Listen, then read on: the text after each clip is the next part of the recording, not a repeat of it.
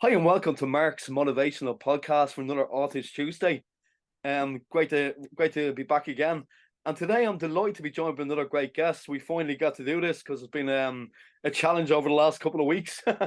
But I'm delighted to welcome along published author Caroline Copland. Copland. Oh, my apologies. I'll That's fix okay. that. That was I'll the fix that in easy the edit. mistake. But no, thanks a lot for joining me today. You're very good. Great meeting you. Good to meet you too, Mark. At Yeah. last we got there. Yeah, exactly. So, if you wouldn't mind, Carolyn, just to tell the listeners a little bit about yourself and the books you published would be absolutely a great start. Thank you. Absolutely. I published my first book back in 2013, which was nearly almost 10 years ago now. And then my second book very soon after that in 2015. And they are both contemporary fiction - historical fiction novels. The first one is called Summer Triangle, and the second one is called Scarred. And my third novel is Mosaic, which just came out before Christmas in 2022, last year. And that is set between Spain and Ireland, because I spend a lot of my writing time in Spain too. Although I am from Dublin, so half between both. So all three novels are a series of dealing with the same characters, but they are all standalone novels as well. So they follow one particular character, Shauna Moran, through from present time, and then is about her mother, sorry, and the third one is about her grandmother. And the third one, which is just recent, is set between Spain during Franco's time and how that affected the Spanish people there, mostly around Malaga, and how some of them had to emigrate as during the war during that time. And my main character ends up in Ireland, and that follows her journey there. So they're my three books. I'm writing a book at the moment, which is set between India and the UK, called Pearl. It's a story of my mother-in-law, fictional story about a story that she told me back from her time back in the 1930s, living in Darjeeling and Calcutta in India. So it was a story that I just felt needed to be retold, and got me to go to India as well, which I've been threatening for a long time. So Yeah, that sounds really interesting. Like, I'd say you have to do a lot of research when you're making writing these books. yeah, well, the third book, particularly because it was set in the south of Spain, and it was set historically during Franco's reign of Spain. Mm. And I was very lucky that the local library where I was staying in Benalmádena, the librarians there were very kind and very good at helping me with research, and managed to track down some books that were written in English at the time, and they got a number of people to for me to interview, some of whom were around at that time, some very elderly, and others whose parents were alive back then and who had told them their story. So one particular story was a man who was telling me about his father, who was in prison in Madrid. He was from Malaga, but he was in prison for 28 years under Franco's reign, and pretty harrowing story. So a lot of my central character, Enrico, is centered around this man. So yeah, research is very important. Yeah, definitely. No, that sounds amazing. And would you have your books there to show people that are on YouTube? Do you have a copy of them there, please? Sorry, I forgot garden. That's like a conservatory built away from the house, and I've just renovated it. So all my bits and pieces are sort of scattered. So this is Summer Triangle.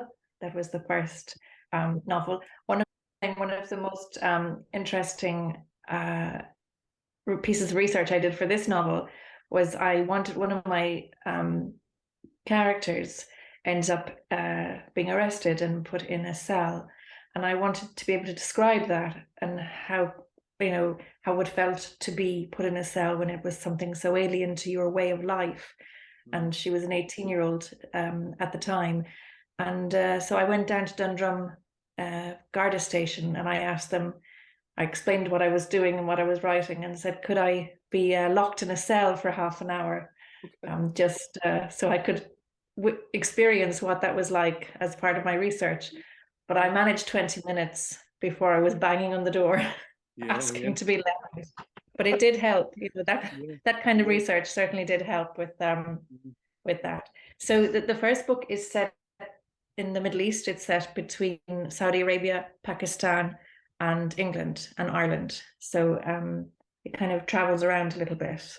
And there is a terrorist aspect to all three novels, but it is not the most important theme in the novel.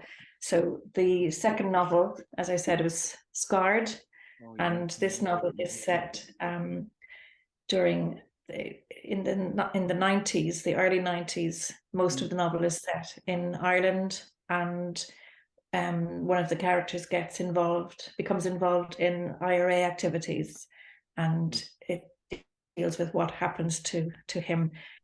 And it involves politicians as well, which are maybe or maybe not a little bit corrupt. So the third novel is Mosaic, as I said. Yeah. And it's set in the 1940s to the present time. So it goes back in time, with the main character being the Sonia and Enrico, the two main characters.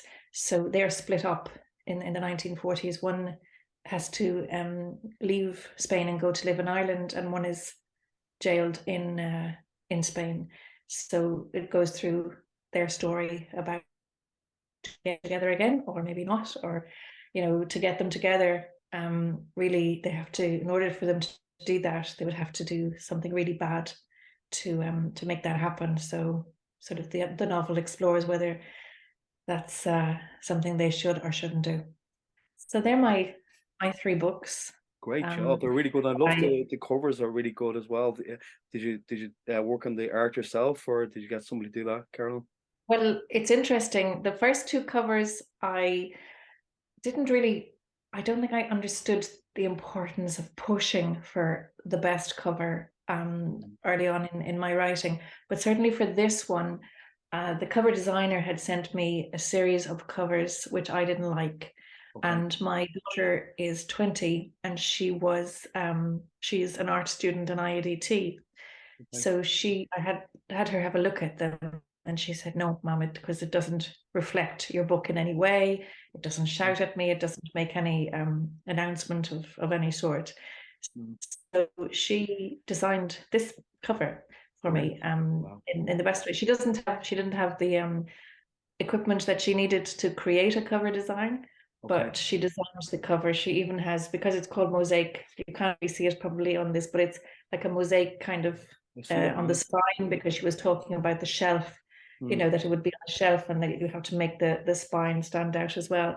And all the different aspects of the cover are in the story in some way. So she was able to do that, so much so that the publisher loved her design and got the cover designer to recreate Aoife's design on the cover. Brilliant. That's great. And he enjoyed working with her so much that he's actually working with her on an ongoing basis now, which is absolutely brilliant, because she's only 20. But herself and this publisher are working together with book designs, and she's doing a lot of his graphic design for him now. So yeah, I realize now the absolute importance of the cover of the book. Yeah, no, it's really good, really, really good. Yeah, and that's an amazing story that like your daughter got to that happen for your daughter out of that as well. So that's a win-win, really, isn't it? Yeah. Yeah, great stuff. Yeah. That's absolutely amazing. You know, thanks a lot for sharing them. And I love the fact that you've created a character to go through all these events. I mean, reading. Yeah, I enjoyed doing that. As I say, it's a character, Shona Moran. The second one is about her mother, and the third one is about her grandmother. But Shona goes through all three, and each one you can just pick up the middle book and read it as a standalone. There was a very long gap as well between the second book and the third book, because a couple of months after I launched the second book, I had a very bad accident. Oh, no. So I've spent the last 8 years having numerous operations on my spine, and so I'm on use a stick and a mobility scooter, and I wasn't able. I'm originally a primary school teacher, but I wasn't able to go back to work, and I wasn't able to sit down and write a book. So that's why it took so long to go back a couple of years ago and sit down and say, right, I'm writing that third book and get Mosaic out there. So it was a bigger achievement the third time around, I think, than the first to get the third book out. But during the time, that's how I started working on the Carousel Aware Prize for independent authors. So I wanted something that I could do that I while I wasn't working, writing, that I could do basically sitting down while I from the award go to the charity Aware, mental health charity. Brilliant. Wow. So so we have all different categories: the fiction, non-fiction, anthologies, etc. And all the committee, there's about 8 members on the committee, and they all work for nothing because it's for a charity. And also the judges who are judging are quite prolific judges. They're great, really doing it for nothing. So that's busy collating all that with the committee at the moment, and sending off the long list to libraries. There's 5 libraries in Ireland who are involved in bringing the long list from the long list to a short list, and then the short list will be sent to the various judges. So hopefully we'll also get a few bob for Aware along the way. Yeah, many congratulations. That's a great story. I might have missed a bit of it at the start. You cut off on the recording, but I did get most of it there. Okay. Like it's a great cause, and congratulations on publishing your book.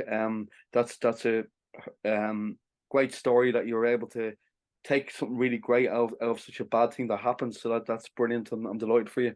Thanks a lot for sharing that with me. Thank you. Yeah, no, absolutely brilliant. Yeah, so yeah, maybe if you want to share everything on the show notes for me, or like share your links, and I can put them in the show notes for people to find your books as well. It'd be Thank great. you. I will. Yeah, Do you great want stuff. them Yeah. in Messenger? Yeah, well, I'll send you my email after the show, and then you can send all that way. That'd be brilliant. Yeah. Perfect. And where did the journey start for yourself, Carolyn, with the writing? Have you always been a writer yourself? Absolutely not. I didn't go to third level. I didn't go to university till I was 30, and I suppose studying English and drama as a Bachelor of Education, I started writing, and I really loved it. But then I had a young family and didn't do anything with that. Yeah. I did teach, but I wasn't writing. And then when I was in my early 40s, it was my mother actually who was she's ran a lot of adult education classes in our area. So she told me time to stop talking about writing and start writing. So very quickly I got straight into it, and writing that first book within about a year. And as I say, published that in 2013. So I also set up Carousel Writers, which is my company of I facilitate creative writing classes, workshops, and facilitate other authors doing those workshops as well. So that's where the Carousel comes in. The Carousel Aware Prize is from that. And so yeah, and I teach a lot of adult education in my area, and have done a lot of festivals around Ireland with teaching creative writing classes. The other one, the thing that I'm very involved in mental health in Ireland, and as an advocate of mental health. And one of the things I love to do is creative writing for well-being. So courses for people who are undergoing some sort of healing, or if they have chronic illness or they have mental health illness, that they would do a creative writing for well-being course. And I really enjoy working like that. That is amazing, Carolyn. That's brilliant. Yeah, it'd be great to hear more about that. If you want to share can anybody join that themselves? For people who are listening, or is there a website to to join? On my own website, if there's Oh, any, if there are any courses coming up, it'll be on that. great. There won't be much now for the summer. It'll be in autumn. There will be creative writing courses and creative writing for wellbeing courses, but that'll all be on the website, so they Yeah. can keep an eye on that. And so Yeah, it's quite a way from writing, the amount of stuff that comes out of it, really, isn't it? yes, it Yeah, really is. And yeah, the people you meet, and the from writing and facilitating writing, other writers just make the most incredible meetings yeah, yeah. and connections that I would never have made otherwise. Writing has been wonderful. And I think the writing community in Ireland is very different than anywhere else in the world as well. That, that writers are very always there for each other, always pushing each other on.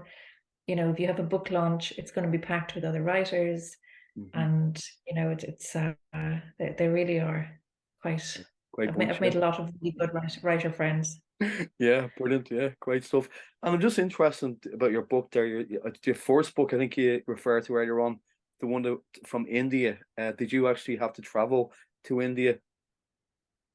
That first book is set in the Middle East, Oh, the actually. Middle East, sorry, excuse me. Yeah. Yeah. So my next book that I'm writing at the moment is set between India and Okay. Ireland, but the first book was set in the Middle East. I lived in the Emirates and around that area for about 4 or 5 years, Okay. and earlier, and so that was where I didn't actually go to Pakistan, but I had a lot of Pakistani friends who helped me to write that part of the book from the first book. So I didn't go there. With the book I'm writing now, I went to India in February. My husband is half Indian. His mum searched for the book then. So that's how I'm writing that story now. God, that's incredible, really, like to be able to go out to these countries and your story progresses from that. It's an amazing experience for you as well, I'd say. Well, it was. In India is fascinating. I absolutely adored my time there. Really, really wonderful. Very difficult to get around if you're not fit and healthy, because they don't have the facilities for any disability there. Anywhere I went, there was just a case of manage somehow. But you'd have to be fairly determined to get around. But it was, people, places were just fascinating. We only did a very small part because my mother-in-law's from Kolkata, so we went there, then to Darjeeling. She went to school in Darjeeling with the Loretta nuns up in the hills, and then she used to holiday in the foot of the Himalayas. So we went up into the foot of the Himalayas to Gangtok, in that area. So we were just really following in her footsteps. So we didn't see the India, I suppose, that most people go, the tourist run. It was very much going to see where she lived, where she went to school, where the church she got married in, the school she went to, all those kind of things, where she went on holidays, and getting a better feel for her life there. Wow. And then you got this excellent novel from it. I hope so. We'll see where it goes. Yeah, brilliant. Writing that now. Yeah, and you've obviously went traditional route with the publishing. Did you have any difficulty with that at the time? I didn't go the traditional route. They're all independently published. I didn't realize. Sorry about that. Yeah. I'm sorry about that. I thought you said. I'm so sorry about that. No, that's where my with the CAP Awards, where this interest in independently published books, that's what the award is for. Yeah. I originally had sent my book to lots of traditional publishers, my first book, and Penguin decided they would publish my first book. And it sat on their desk for a year waiting, and they kept saying yes, and in 2 months we're going to sit with you and we're going to publish this book. And they didn't want me sending it out anywhere else and everything, and I just waited and waited. And after 1 year I thought, how long do you wait? And a friend of mine had just independently published a lot of her books and was doing really, really well. So I thought, you know what, I'm going to go that way. So that's what I've done ever since. Great stuff. No, so I find it really good because I've done my first book that's behind me there. And like I've done the same. Like it was very slow for the first while, but then Yeah, as you start going to different libraries and markets and all that kind of stuff, that's how it can kind of build and start building. absolutely. Yeah, yeah. Yeah. It's tough to sell your book independently, Mm, but it's you get so much more. And I think I was half thinking of my fourth book, my next book, would I go back and start looking at the traditional route again? mm, And I've had a few meetings with a number of friends of mine who have been independently published and then gone down the traditional route, and their traditionally published books are not doing better than their independently published books, oh, and their traditional publishers are not giving them the push that the books need. mm, So, and one particular author that I was speaking to, she's still selling her previous books independently as well as selling her present books traditionally, but she's doing so much better with her independently published books than she is with her traditional. there you go. Stick to what I know and stick with this. I'm not sure yet, but I think so. I think I'll stick with the indies. Yeah. Yeah, brilliant. Because that's great advice for people who are listening and watching on YouTube as well. So thanks a lot for that, Carol. Yeah, Well, brilliant. hopefully it's good advice. We'll Yeah, see. definitely, yeah. And Yeah. can I ask you as well, Carolyn, like, do you have a kind of a strategy when you're writing the books? Like, would you write a certain amount of words a day, or what way do you do that yourself? The first two books, I was working full time as a teacher and I had young children. So I Yeah. had to be very disciplined about my writing time was 6 till 7:30 in the morning and 4 till 5:30 in the afternoon. And they were the times I would set out. And then on a Saturday morning, maybe from 9 till 1 or 7 till 1, depending on what time I start. But with my third book, it was very erratic. My time is, as I say, a lot of it was in hospital, and Yeah. so I was having a lot of operations and recovering from operations. So, and I would go to Spain to, as I say, I have a lot of family living in Spain, and that's sort of a second home for me. And I would find that if I would sit there and I would write it for a month, um, quite, I'd get a huge amount of a first draft written there, and then editing back in Ireland. Yeah. As I said, the book was set in Spain anyway, so it was good to be writing the beginning of it there, the first draft part, the easy part I call it. Yeah, definitely. Yeah. First draft is easy, and after that, the editing is. A friend of mine said to me years ago about the editing. She said it's really good to keep editing. She said, and every time you edit, you get nearer to the story you wanted to tell in the first place. Hmm. So hopefully, I also have the one thing about independently published books, and certainly with sitting with the committee, I'm not judging myself, but the committee are creating a long list, and editing is absolute king. If it's not, the book is not edited well Yeah. by a very qualified editor, not your mammy or your sister or anybody, Yeah. or even, the teacher, absolutely, grammar queen. There's nothing she doesn't know about grammar, but she Mm, still couldn't edit my book the way it should be. It has to be a professional editor, and yeah. my editor is she has a stick to beat me, and I have to just toe the line.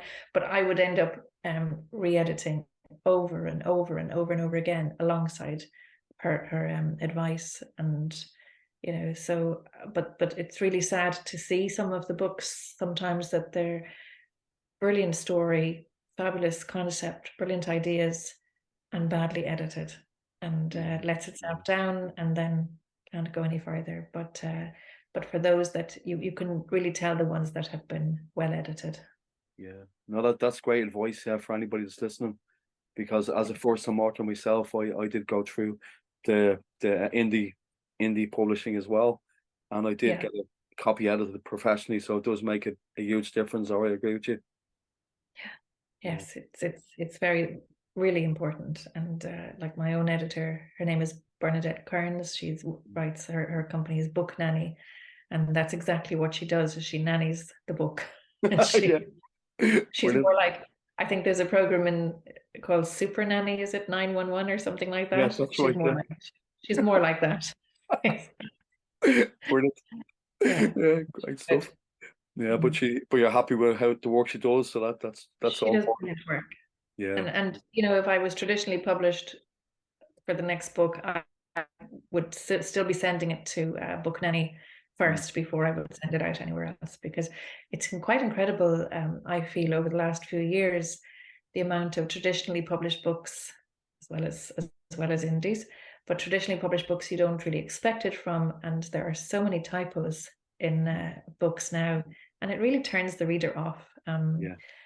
And it's you know, they just seem to be spending less time editing and trying to get 2 books out a year, and you know, it's going to catch up with you eventually. You're not going to end up writing your best work.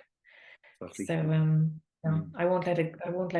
I think another thing somebody said, you know, sort of your book has to what was it? Your book has to go out fully dressed, you know, so you can't go out walk down, send your book out into the world half dressed, and it has to be fully dressed. And that's editing, the cover, the blurb, all these things are really, really important.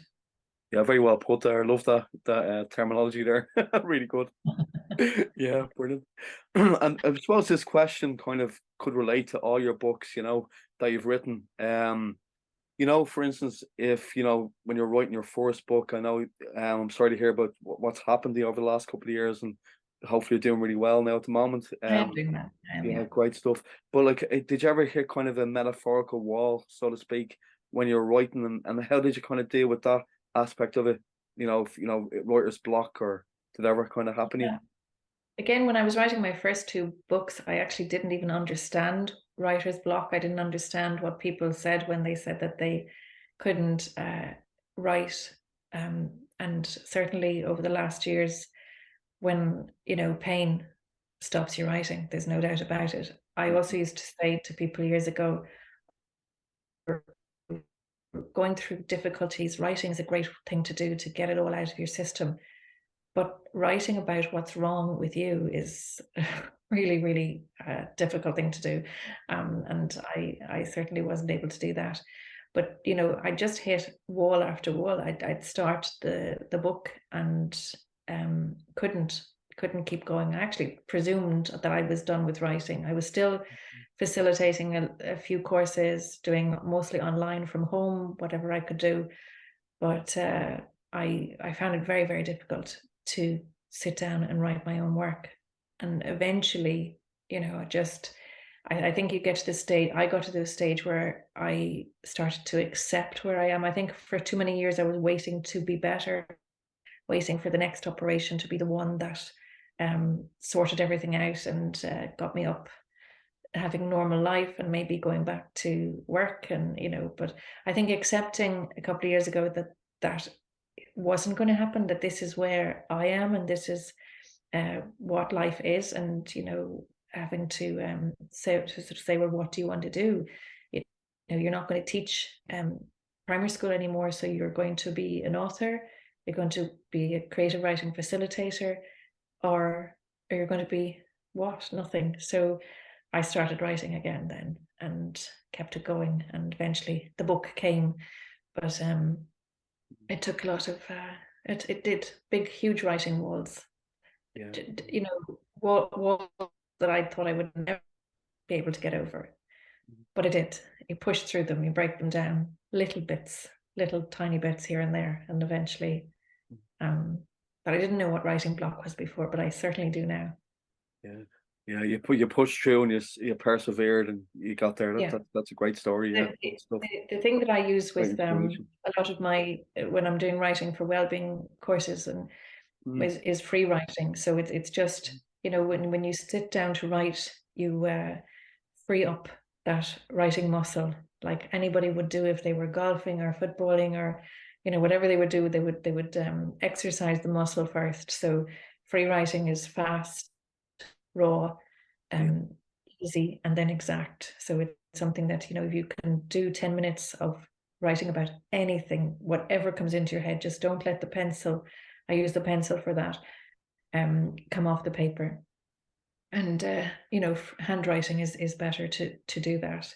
So if I can do that for 10 minutes, then I've freed up that muscle and I'm ready to getting writing again, going back to your project then to do some writing. But so that's how I cope with writer's block now. If I hit a wall and I can't get in there and get something down, then I'll stop what I'm doing, whatever project it is, and sit down and just free write anything that comes into your head about anything, anybody, and just do that for 10 minutes and go back to proper writing again. Yeah, that's great advice. I've actually tried that before myself, and it's great. Just you could be writing about anything, and then you can just delete it and just write again. It's a great thing. Yeah, great. Yes. That's brilliant. Thanks very much for sharing that. That's brilliant. Not at all. It's yeah, no, great stuff. And as well as that, who would you say what authors inspire you most? Like it doesn't have to be an author. I know you probably have a lot of favorites, but what would come to mind that's probably inspired you the most in your writing? Well, I suppose there's local authors and international authors, and they would inspire me in different ways.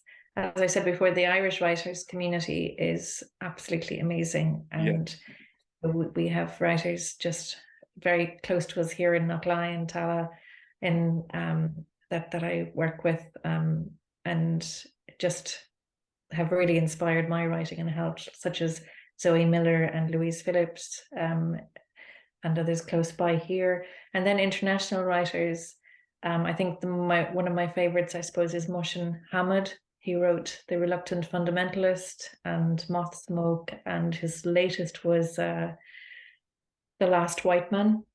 And I suppose the international flavor, my books have an international flavor. I love reading books that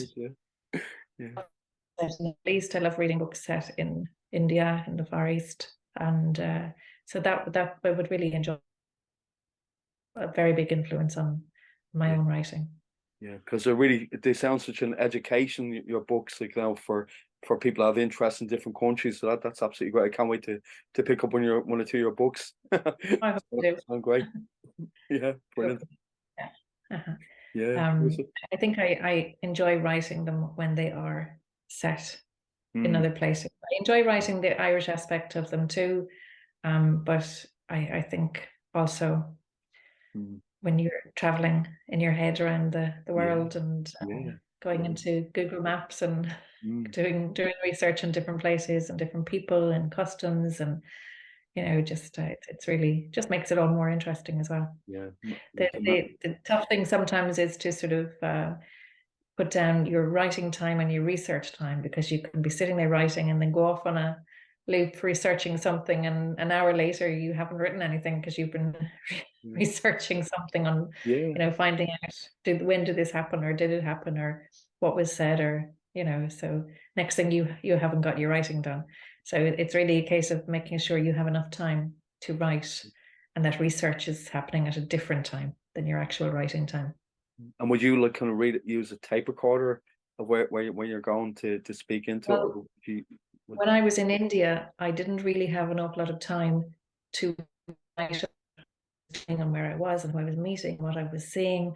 So I recorded everything onto my phone as each day, and the photos I took, I'd put alongside the recordings. So that's all there now to help me with the writing of the book.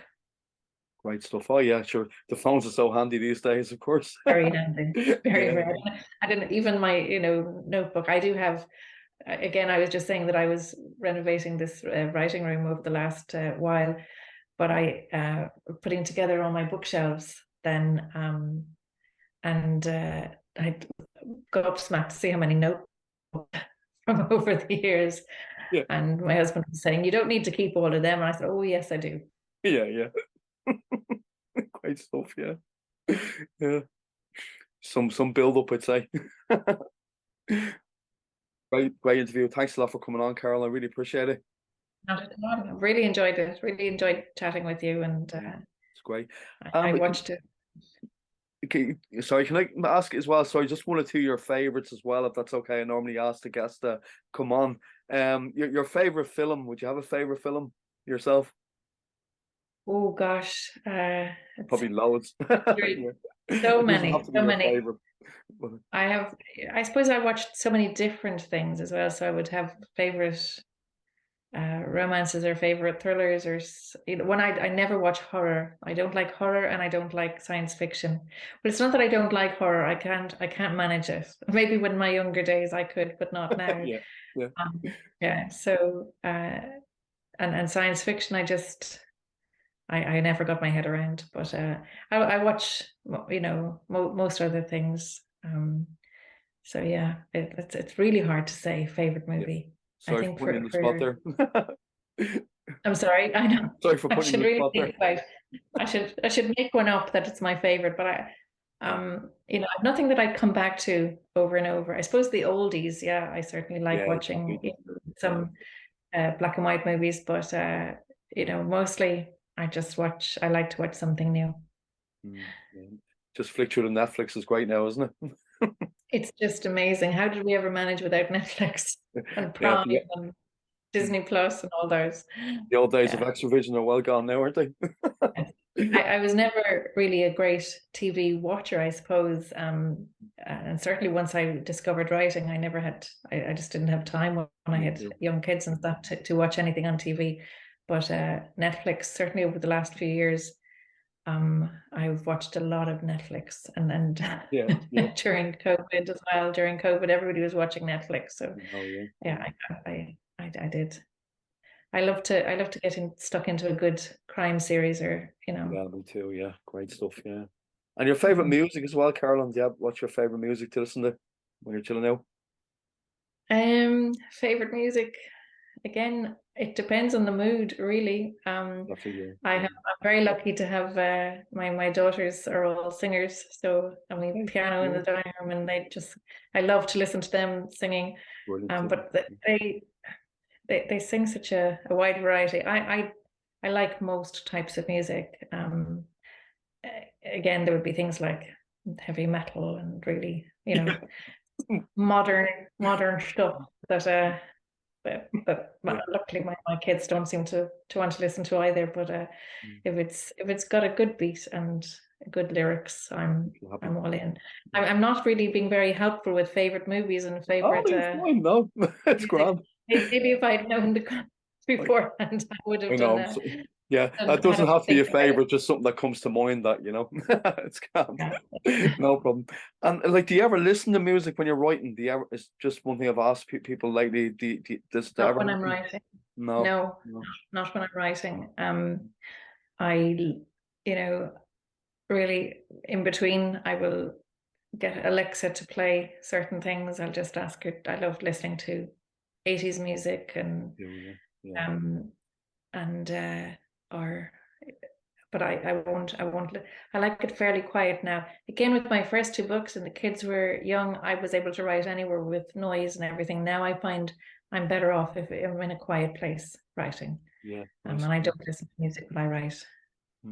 Yeah, because it's just something that I start doing there recently. Wouldn't be lyrics, but we just like background music, like classical music, where we're just kind of, I suppose everybody's different, just that's something I've tried recently. It seemed to work out for me. I love listening to classical music, and it would, in between when I'm having my breaks in between, I would put on some music. But no, once I'm sitting writing, you're in the zone. I'm in the zone. I don't like the radio on or anything like that. Great stuff, yeah. And could I just ask as well, because it's kind of a motivational podcast as well, what kind of keeps you motivated in your writing as well? If you could share that with us, is there anything that kind of keeps you going? What keeps me going is when somebody comes back and says how much they enjoyed the book, then I am absolutely made up. Really, everybody loves a little bit of praise for your book and just how it made them feel, whether and a lot of people have read my book this summer or reading it on holidays, my latest book, because I suppose it's set in Spain in the sun, and Yeah. Wow. so finding it a great holiday read.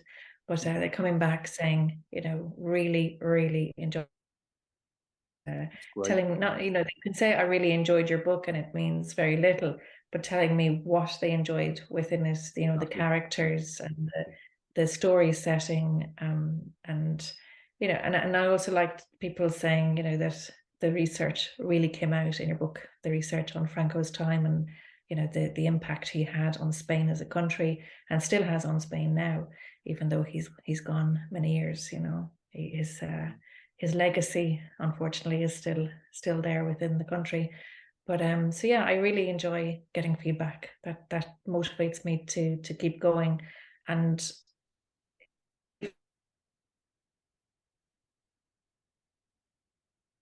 book, but during that time, people were continuously saying to me, keep going, go back to writing. We want that third book out. So yeah, other people's opinions on your books. That's what motivates me.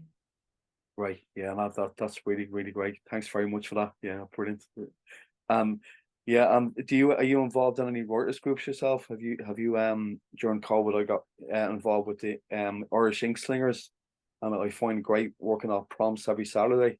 The stuff that comes out is amazing off Brilliant. people. Yeah, it's really good. Very, very good. I was very lucky, maybe 12 or 13 years ago now, when I first started writing, I met up with a group of writers through a course that I was doing, not when I was giving it, obviously, at the time.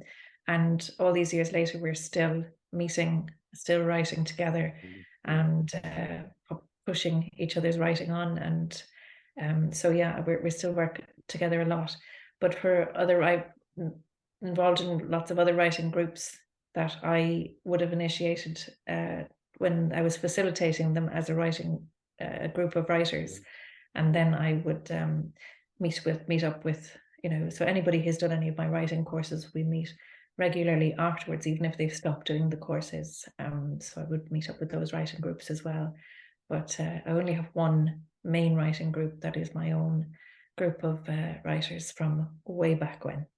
And we're still, we just had a fabulous weekend in Clare together a couple of weeks ago. Just, and as you say, lots of writing prompts, and amazing the writing that comes from being somewhere different and somewhere beautiful. We were down in Scariff. It's lovely there. So thanks a million, Caroline, for coming on the podcast. It's been absolutely brilliant talking to you. I'm looking forward to sharing your books on the show notes as well. And make sure you can email me over and I can put them up. And where else can people buy your books? Are they in libraries and bookshops? And they're in the libraries and they're in bookshops. If bookshops don't have them, they can order them through the wholesalers. So and that just takes a week, I think, for them to come. A lot of bookshops will have them already, but libraries certainly have the books. And again, they can, if they don't have them, they can get them in from a sister library quite quickly. But my books are for sale on my own website, and also, but I sell a lot of my books on an online website called buythebook.ie. I don't know if you've heard of buythebook.ie. They're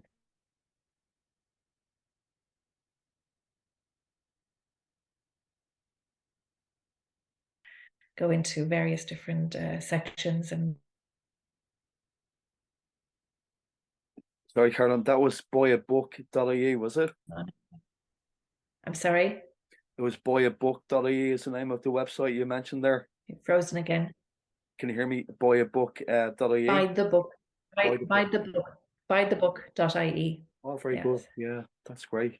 And sorry, I just lost you there. What was the next thing you said about where else you can get your book? Sorry about that. My own website and buythebook.ie. Oh yeah, great stuff. And it's I was saying from libraries or from buythebook.ie, my own website, my own website is carolinecopland.ie. Great stuff, yeah. So Caroline, thanks a lot again, and I wish you all the success going forward with everything you do with your writing groups and all your books as well. It's been an absolute pleasure to speak to you on the podcast. Pleasure to you, Mark. Thank you. So, big thank you for all the listeners today on the podcast, Mark's Motivational Podcast, Authors Tuesday, with Carolyn Copland. Yeah. Copland, yeah, brilliant. Okay, so join us again for another episode. Take good care of yourselves and slán go fóill. Good night. Hello, everyone. Mark here. Thank you for watching another episode of my Authors Tuesday podcast. I recently published a book of children's stories called The Adventures of Larry Lamppost and Friends. The book began life as bedtime stories I wrote for my own children. If you'd like to purchase my book, follow the link in the description box below. By buying my book, you are also supporting my podcast series for authors, which is giving a voice to writers in Ireland and across the world.